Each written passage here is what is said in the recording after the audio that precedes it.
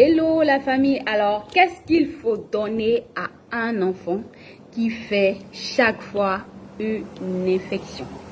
Alors vous l'aurez remarqué, les drépanocytaires sont des personnes qui sont beaucoup sujettes à des infections.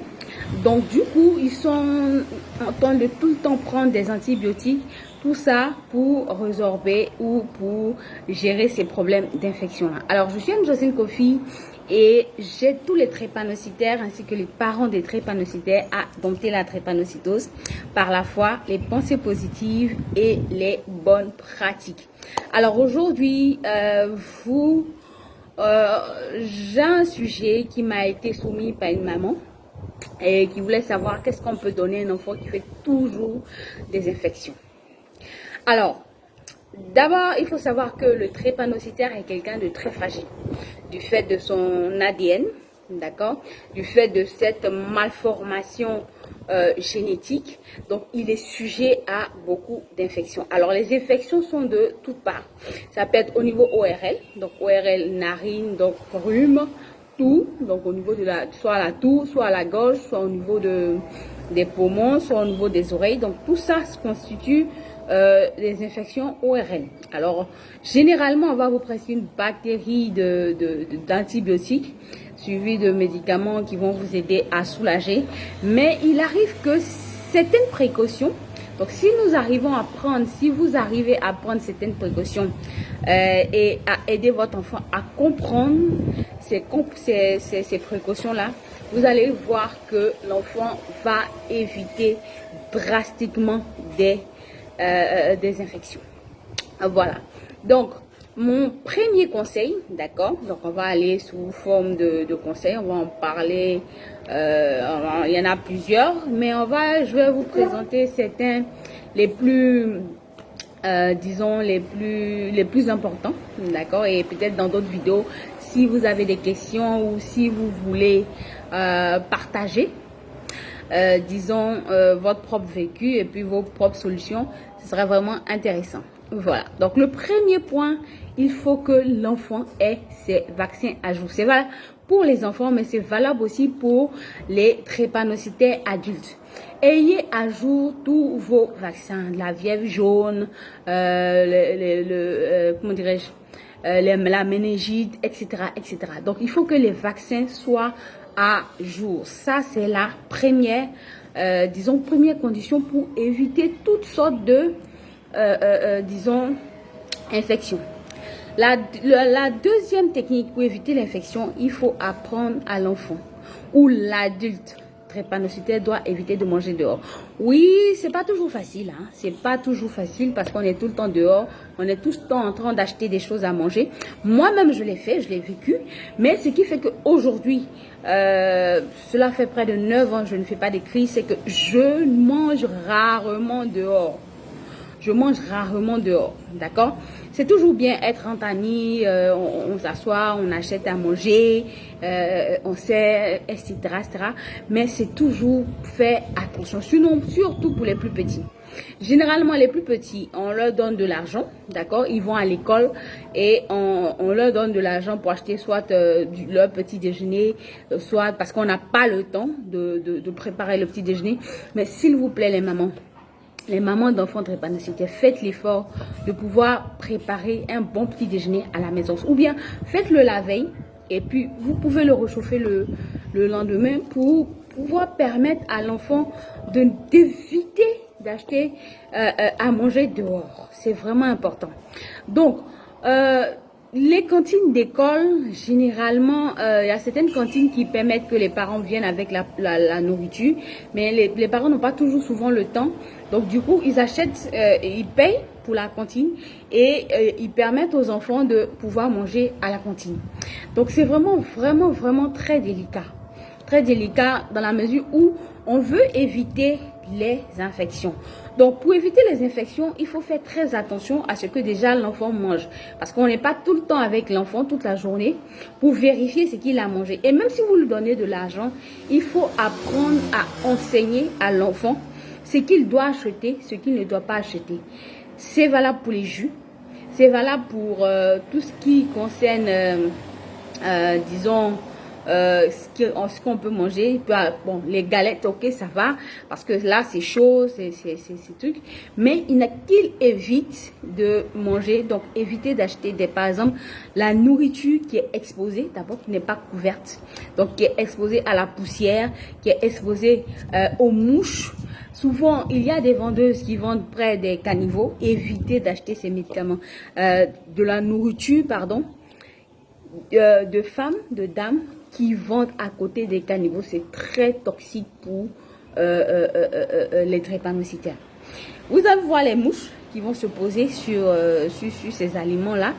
Ces mouches-là sont allées se poser sur, disons, de l'eau sale, enfin, tous ces déchets-là qu'on retrouve dans nos caniveaux. Et ils viennent se poser sur la nourriture. Généralement, on ne fait pas attention, mais c'est très délicat. Et ça c'est un foyer d'infection pour les drépanocytaires. On ne s'en rend pas toujours compte, mais voilà un peu ce qu'il faut éviter de faire.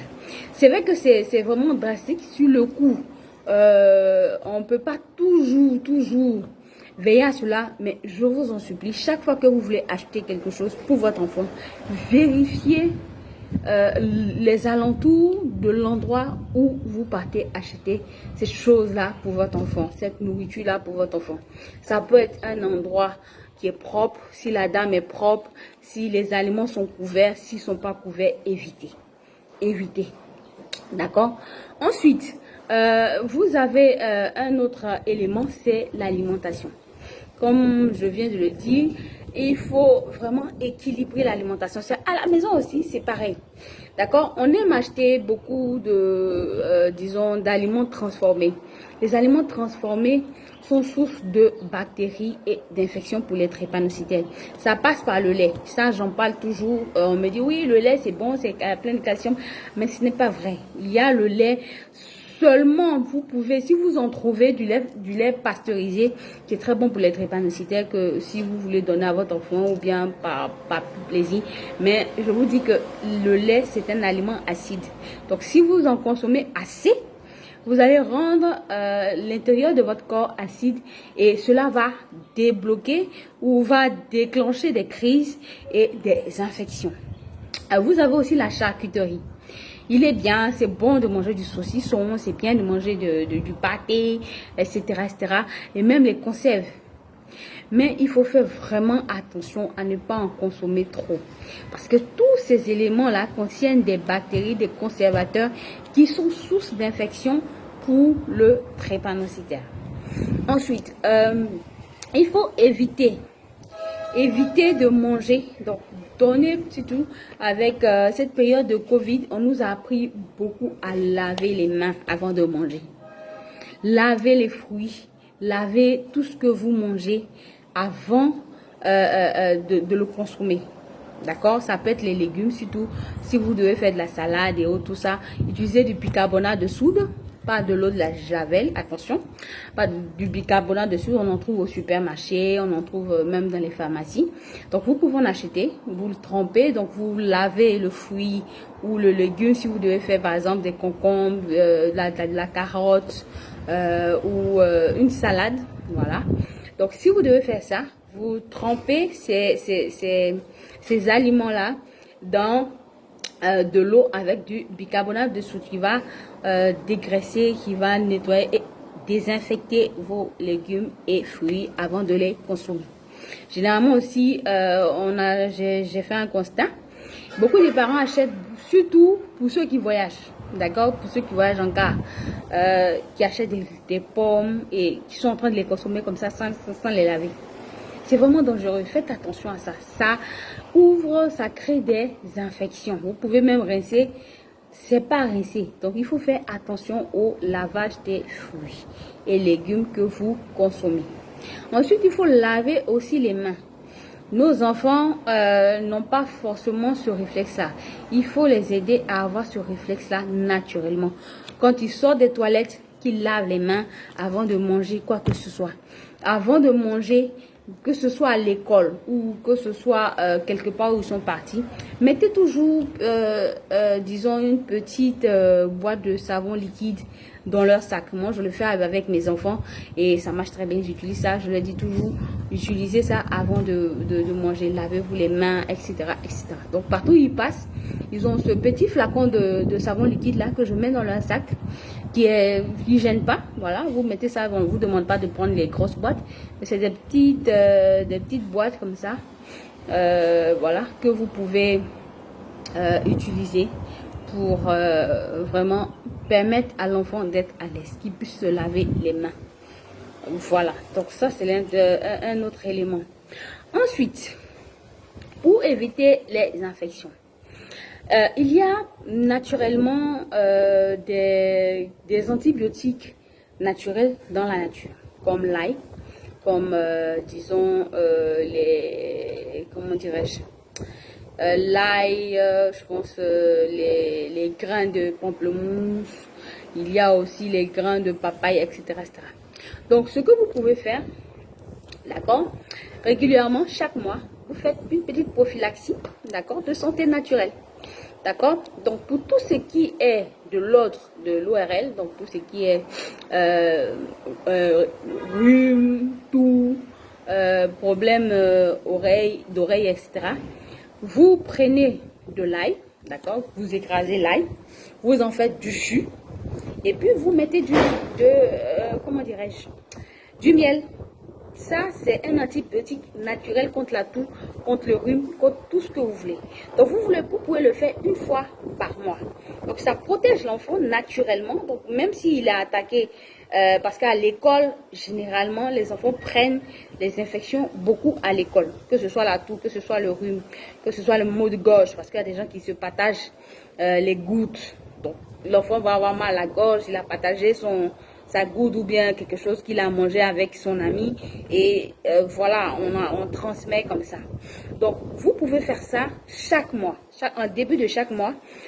Pendant 3 jours, vous faites ce sirop-là, sirop naturel. Donc, vous ne le faites pas pour le garder au frigo, vous le faites, c'est-à-dire par jour. C'est-à-dire quoi, le premier jour, vous faites le jus, vous mettez le miel et vous faites une cuillère à café le matin, à midi et le soir. Donc, après avoir mangé, vous pouvez lui donner ça. Voilà. Donc, vous donnez ça à votre enfant et puis vous le faites sur 3 jours. Après 3 jours, vous stoppez. Vous attendez le mois qui va suivre. Donc, ça va aider votre enfant naturellement à doper ou à aider à renforcer son système immunitaire. Donc, ça fait que naturellement, il a des antibiotiques naturels dans la nature qu'il est en train de manger. Utilisons aussi l'ail pour comment dire, composer vos repas et permettre aussi à l'enfant de le consommer. Vous avez aussi, pour tout ce qui est gastrique, le thé à l'anis. Donc, je vais déjà parler pour le ballonnement parce qu'il arrive que des enfants drépanocytaires n'arrivent pas toujours à bien digérer. Ils ont le ventre ballonné et souvent ça crée d'autres problèmes. Donc, pour ça, vous utilisez le thé d'anis. Le thé d'anis, vous pouvez le boire le matin à jeun. Vous pouvez aussi le boire le soir au coucher. Donc, c'est très bon. Vous prenez un demi-verre. Voilà, un demi-verre. Vous chauffez l'anis dans 1 litre, 3 anis dans 1 litre. Et puis, vous prenez ça. Vous pouvez le prendre sur 3 jours ou 7 jours. Ça dépend. Voilà. Donc, ça permet à l'enfant d'avoir un bon transit naturellement. Et les problèmes gastriques, il va même pas en avoir. Et ça le protège contre plusieurs infections. Surtout les infections gastriques, surtout s'il est en train de manger dehors, s'il est en train de manger des trucs, des aliments qui ne sont pas vraiment sains pour lui. Donc voilà un peu de secrets qui peuvent vous aider à lutter contre les infections naturellement pour vos enfants. Et si vous constatez que l'infection continue, voyez votre médecin, votre hémato qui va vous donner encore plus de conseils ou qui pourra aussi vous donner des médicaments qui vont vous aider à tuer cette infection-là. Donc voilà un peu ma réponse à cette maman-là qui demandait comment qu'est-ce qu'on peut faire pour que un enfant drépanocytaire ne puisse plus avoir d'infection. Voilà. Donc, portez-vous bien et très bon début de semaine à tous. À bientôt pour une autre vidéo.